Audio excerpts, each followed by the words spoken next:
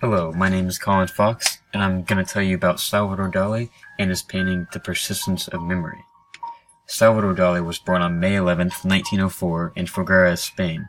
In 1926, Dali visited Paris where he met Pablo Picasso, someone who Dali was astounded by and liked his artwork very much. He also met Joan Miro, a fellow surrealist who introduced Dali to many people of the surrealist community.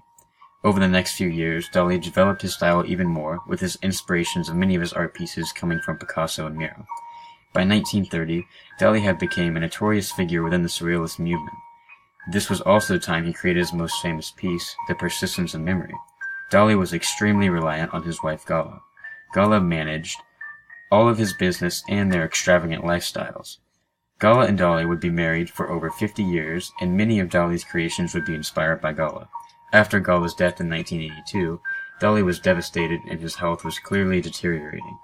Dali could no longer paint after 1983 because he could simply not hold a paintbrush steady anymore.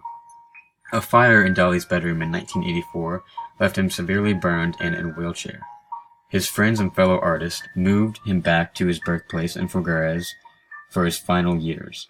On January 23, 1989, Dali died of heart failure at the age of 84 and was buried beneath the stage of his theater and museum in Figueres.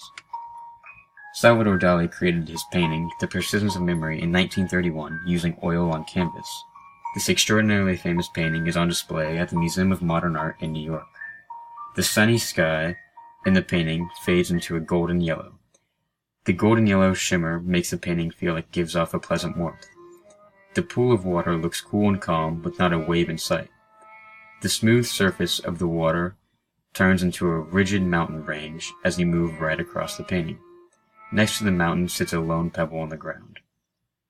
The middle left of The Persistence of Memory presents a brown rectangular box that isn't very tall off the ground but covers a lot of surface area in the middle right of the painting. In front of this platform sits another lonely pebble. Another rectangular platform sits in the front of the painting in the left bottom corner. On top of this platform sits a light brown lifeless tree with a single skinny branch that extends over the center of the painting. On this limb sits a pocket watch that slumps over the branch, appearing like it is melting into form.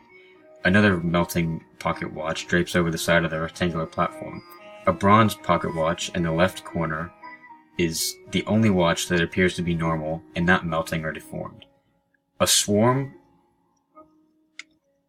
of black ants covers the front of the intact pocket watch completely. The ground of The Persistence of the Memory is really dark brown color and is even black in some areas. A white structure lays in the center of the painting and is very hard to recognize what it is. When looking at the painting sideways, you can start to make out something that looks like a face. The eyes to this face are closed and blonde eyelashes extend across the white figure. A nose is clearly noticeable at the bottom of this figure and is weirdly placed above the eye, which means this figure may not be human at all. Faint black lines above the nose on the left of the figure show white-colored eyebrows. The figure as a whole is melting or being stretched right across the canvas. Another melting pocket watch sits on top of the white figure. The painting portrays the fast pace of life and time. For instance, the silver watch that is stretched over the white figure is trying to represent time that is being lived through currently, while the silver watch hanging on the tree would be time that is already past. The gold watch could be the best parts in time that is already lived. The bronze watch could be time that a person was trying to forget or not remember anymore. The watches could form someone's full life and what they do with their time.